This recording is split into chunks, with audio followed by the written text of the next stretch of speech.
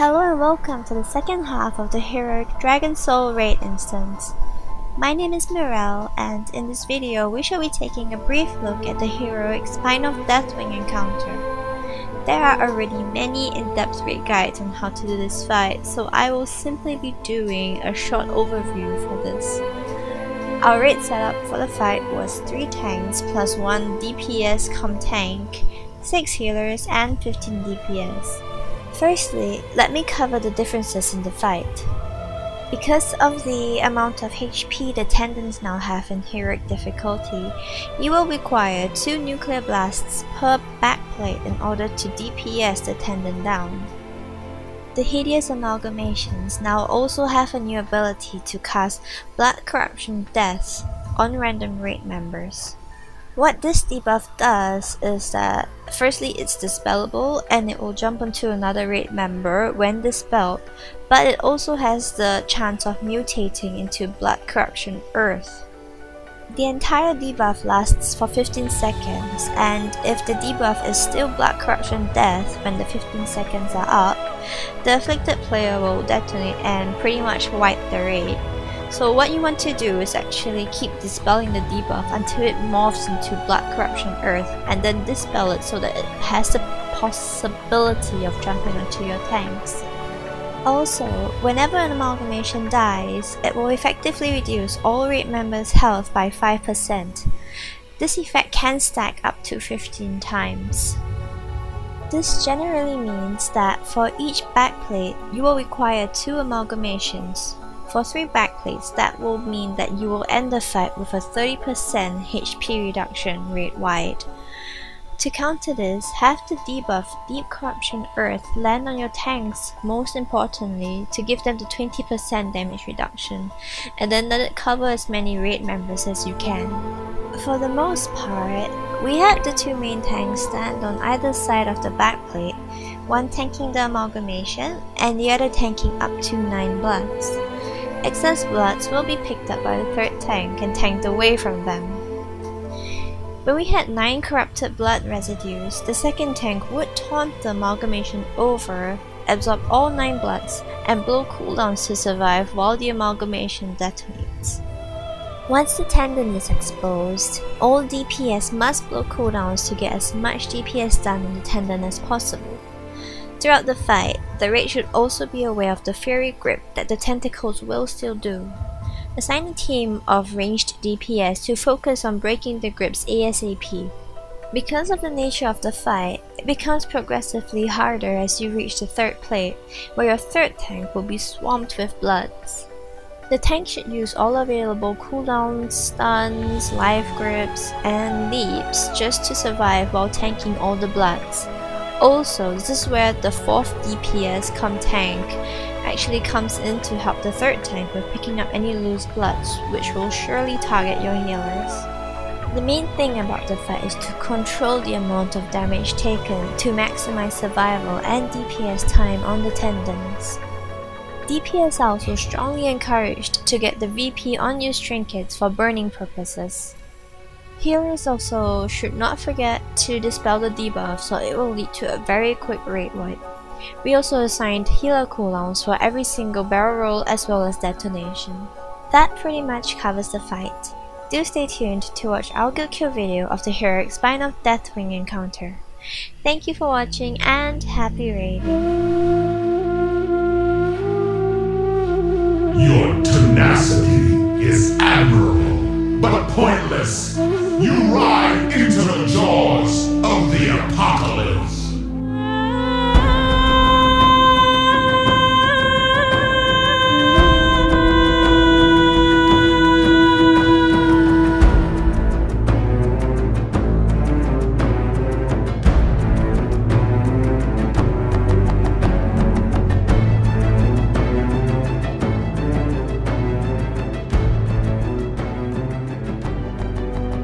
Your efforts are insignificant.